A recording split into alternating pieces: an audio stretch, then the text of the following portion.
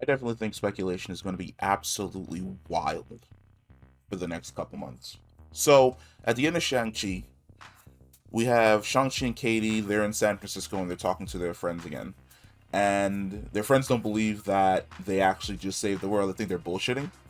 But then Wong opens up a portal back to the Sanctum Sanctorum. He scoops up Shang-Chi and Katie. They go through the portal, and he reveals to them that the Ten Rings are calling out somewhere. There's a beacon going out just into the ether, sending out a mysterious signal that no one can figure out where it's going to. Now, Wong brings in Bruce Banner, which would make the most sense. Not only is Bruce extremely good at trying to figure out gamma radiation, but because of his experience with the Infinity Gauntlet, he's also extremely good at tracking cosmic energy sources across the universe. But they also bring in Captain Marvel, which I didn't understand Captain Marvel's reason for being there. I guess we'll figure out one of the reasons for being there in the Marvels, but let's focus on the signal itself. So, in my opinion, there's only three directions that this signal can actually go. The first one is Mephisto. I feel as though when there's a Marvel theory, you just gotta throw Mephisto in there. Like it doesn't even have to relate to like him in any way, shape, or form. But at this point in time, we're so far into it, and we're so far into like Mephisto theories that when there's a new theory about something calling to someone or somebody working behind the shadow, just go ahead and toss Mephisto in there. Number two, it's eternal in origin. So Wong explains to Shang-Chi that the rings are old, to which Shang-Chi explains that his father had them for 1,000 years. Wong then responds that the rings are way older than that. And we see that the rings are definitely technology. And the way we can tell that they're technology is the way in which Zhu Wenwu, ugh, I'm butchering that name, the Mandarin, was using the rings. He was basically using the rings as just brute force objects. But when Shang-Chi's mother used the rings, they changed color and then they became imbued with magic. The color that they changed to is the color that we've seen a lot of in regards to the Eternals and the weapons that they create and the weapons that they wield and the powers that they have as well.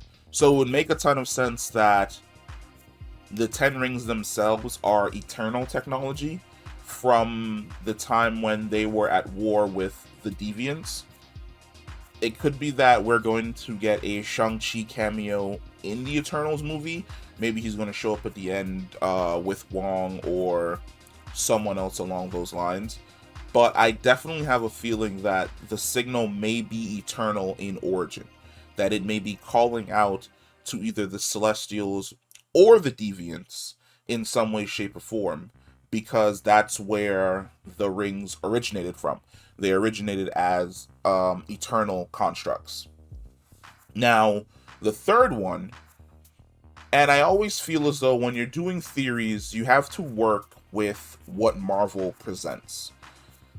The third one is definitely Kang. And I know, Kang, so soon? But everything that Marvel has been doing recently, with What If, with Loki, with all of its Netflix series, with all of its Disney Plus series, the explanation was that Kang is going to be the final end boss. He's the Thanos of this new phase, where at the end of everything, Kang is going to be the one that the Avengers and the heroes are going to have to fight in order to save the universe. Now, the reason why I say Kang has everything to do with the explanation given by Kang when he meets Loki and Sylvie, where he more or less explains that I've had multiple names over the generations. I've been a king, I've been a conqueror, I've been a pharaoh, I've been a monk, blah blah blah. Focus on the pharaoh.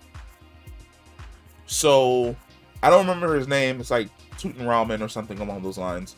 It's been a while, but Kang the Conqueror went back in time and ruled over ancient Egypt as a pharaoh. While he ruled over ancient Egypt as a pharaoh, he had a ship, and his ship was basically his source of power.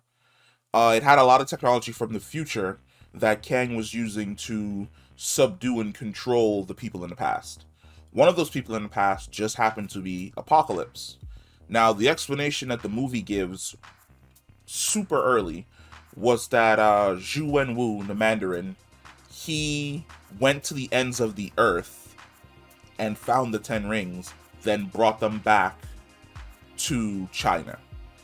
It makes a lot of sense that he went to the end of the earth, and the end of the earth being, sorry, the end of the earth being Egypt, and he found the Ten Rings in Egypt because they were weapons left behind by either the conflict between Apocalypse and Kang, or weapons left behind by Kang in general once he moved on from ancient Egypt. But yeah, like there are a lot of different Marvel could completely pull an obscure villain out of their ass again, because I sure shit didn't expect the Dweller in Darkness to be more or less the final villain of the movie.